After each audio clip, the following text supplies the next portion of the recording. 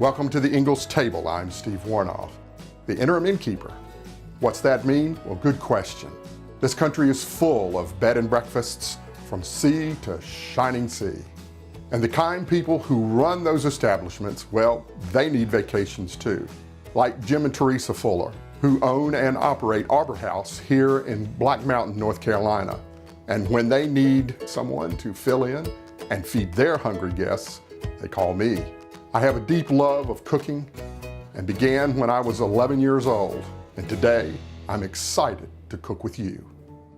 So I just got back from Ingles, where I did my shopping to make my BaBa's cheese Blintzes. Got all my ingredients. Already in my bowl, I have whole milk, and I got all of my ingredients from Ingles. And to that, I'm going to add some flour, some all-purpose flour, a little melted butter, some softened cream cheese, a couple of eggs, a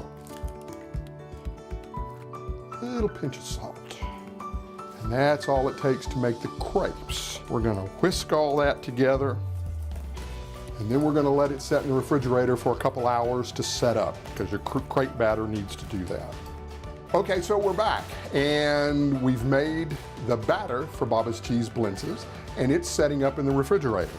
Now we're gonna move on to do the filling. And for that, we're gonna need some ricotta cheese, some good cream cheese, some sugar, some vanilla, and then I like to add just a little bit of lemon zest. Doesn't have to be a whole lot, you know, not like a whole lemon or anything like that. And then we're gonna mix all that up together. It comes together really well. Okay, so we have all that incorporated. We're gonna let it set up. And next, we're gonna move on to do the fruit compote. So we're back, and so far we've made our crepe batter, which is setting up in the refrigerator, and we've made our filling. Now it's time to move on to do our fruit compote. We're gonna need some blueberries. We're gonna add some sugar, a little bit of water,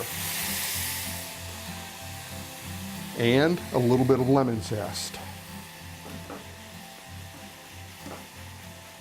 Now we're gonna mix that around. They're gonna pop and they're gonna come back to a boil. Get everything nice incorporated there. So once these bring up to a really roaring boil, and it looks like the blueberries have popped a little bit, and you got like a nice syrup going in there from the sugar, then we want to add some cornstarch to kind of thicken it up a little bit.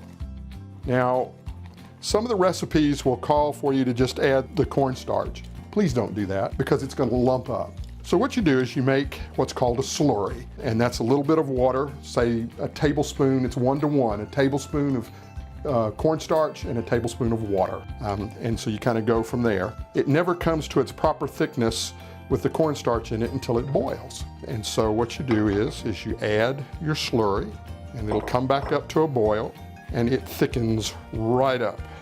And there you go, fruit compote. So next, what we're gonna do the crepes and put everything together. Okay, so we're back, and we have our crepe batter, we have our filling, and we have our compote. Now the fun part, to actually make the crepe. So to do that, we've got a pan that's heating up. We want to start out with about 1/4 cup of the batter.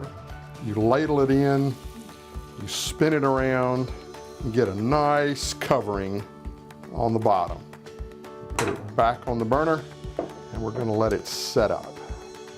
Now what you'll start to notice on the crepe as it starts getting done, as around the edges it'll start getting a little bit brown.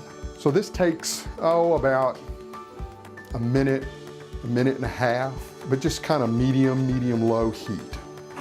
And you'll see it kind of separate. So our edges are turned a little bit brown, so this is ready to flip. Just take it, flip it, and this will go for 15 to 30 seconds. And then what you do is you bring it right out on your tray there. You take your filling that's been setting up in the refrigerator. You take a nice tablespoon or two, kind of spread across just a little bit, and then you get to fold it. This is how you fold it. You take your top edge and pull over. You tuck back just a little bit so that you have kind of a log. This is kind of really like an envelope. You take a flap and you pull over, take another flap and pull over, and then you just roll it up. You plate it, then you take some of your nice compote and you go over the top of it. Well, there it is, my BaBa's cheese Blintzes. Well, we're all set. Thanks so much for joining me here at the Ingles table. Make sure you explore the site for more great tips and recipes. We hope to see you soon. Thank you.